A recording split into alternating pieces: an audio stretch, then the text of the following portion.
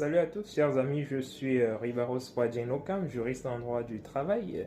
Alors, très heureux de vous retrouver comme d'habitude dans le cadre de nos vidéos relatives au droit du travail. Aujourd'hui, nous allons aborder une thématique relative à la conclusion d'un contrat de travail en CDI. Alors, la question de fond d'aujourd'hui est celle de savoir, ai-je le droit d'embaucher un salarié en CDI sans contrat de travail signé? Est-ce que c'est possible de le faire? Alors, il faut dire que techniquement, en droit du travail, rien n'impose à l'employeur de rédiger un contrat écrit dans le cadre d'une embauche en CDI. Donc, l'employeur n'a pas cette obligation-là de prévoir un écrit. Donc, un contrat peut valablement être conclu de manière verbale. Un CDI, un contrat de travail à durée indéterminée. Donc, il n'y a pas d'obligation juridique en la matière. Donc, un contrat peut valablement être conclu en dehors, n'est-ce pas, de ce cadre-là, sans être écrit.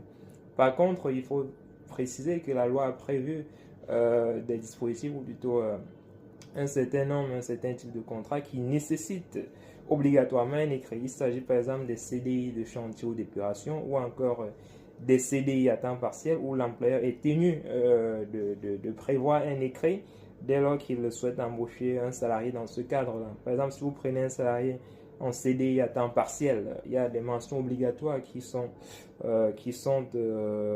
nécessaires, n'est-ce pas, et qui obligent à l'employeur de recourir à un écrit. Par exemple, il y a la mention relative à la répartition de la durée du travail du salarié sur les jours de la semaine ou sur les semaines du mois.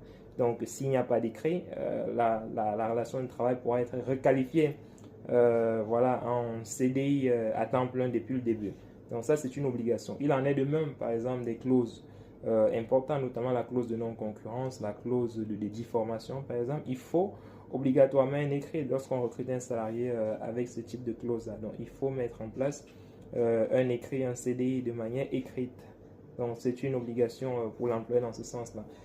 Un autre cas de figure où il faut obligatoirement mettre un écrit, c'est peut-être le cas où l'employeur prévoit d'inclure ou d'imposer au salarié une période d'essai.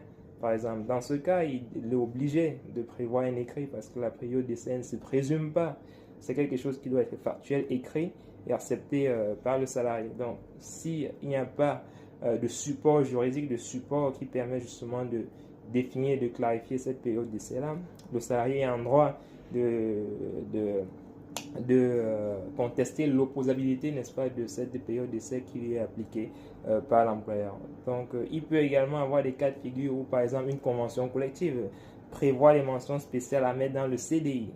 Dans ce cas, l'employeur est obligé de prévoir, n'est-ce pas, un contrat de travail de manière écrite